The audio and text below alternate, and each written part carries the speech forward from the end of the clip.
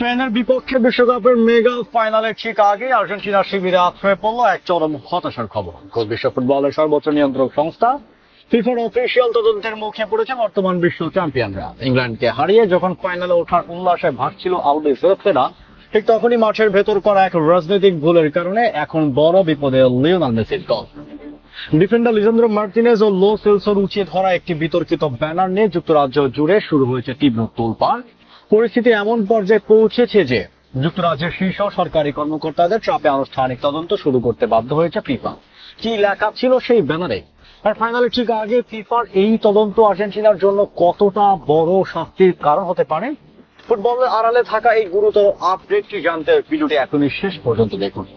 সেমিফাইনালে টমাস তুখেলের শক্তিশালী ইংল্যান্ডকে এক নাটকীয় ম্যাচে হারিয়ে টানা দ্বিতীয়বারের মতো বিশ্বকাপের ফাইনালে নিশ্চিত করেছে আর্জেন্টিনা।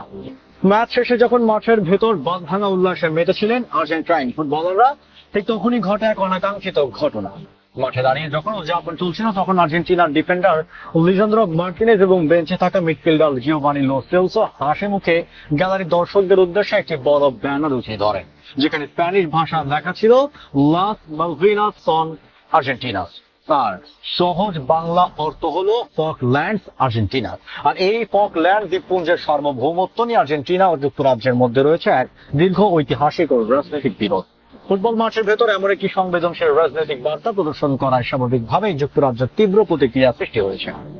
আর্জেন্টাইন ফুটবলারদের এই আচরণ স্টেডিয়ামের কঠোর আচরণ বিধিকে পরিষ্কারভাবে লঙ্ঘন করেছে। এই ঘটনা সামনে আসার পরপরই যুক্তরাজ্যের শীর্ষ সরকারি ও কূটনৈতিক মহল তীব্র ক্ষোভে প্রকাশ করেছে এবং তারা ফিফাকে এই বিষয়ে দ্রুত ও কঠোর ব্যবস্থা নেওয়ার আহ্বান জানিয়েছে। বিশ্ব ফুটবল অভিভাবক ফিফাও বিষয়টি হালকাভাবে নেয়নি। তারা নিশ্চিত করেছে যে স্বাভাবিক প্রক্রিয়া মেনেই আর্জেন্টিনার বিরুদ্ধে সেই তদন্ত শুরু করা হয়েছে। ফিফার এক মুখপাত্র আন্তর্জাতিক গণমাধ্যম আল জাজিরাকে জানিয়েছেন, ফিফার স্বাধীন ডিসিপ্লিনারি কমিটি বর্তমানে ম্যাচের রিপোর্টগুলো অত্যন্ত গুরুত্বের সাথে খতিয়ে দেখছে এবং ফিফার শৃঙ্খলা বিধির আলোকে পরবর্তী পদক্ষেপ নেওয়ার আগে সার্বিক পরিস্থিতি বিবেচনা করছে।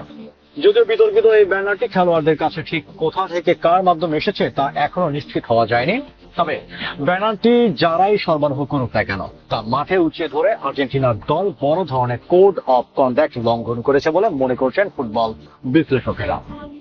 এখন প্রশ্ন হচ্ছে, ফিফার নিয়ম অনুযায়ী আর্জেন্টিনার ঠিক কি ধরনের শাস্তি হতে পারে? স্টেডিয়ামে ক্রীড়া ইভেন্টের সাথে যায় না এমন যে কোনো ধরনের বার্তা বা স্লোগান প্রদর্শন করা সম্পূর্ণ নিষিদ্ধ।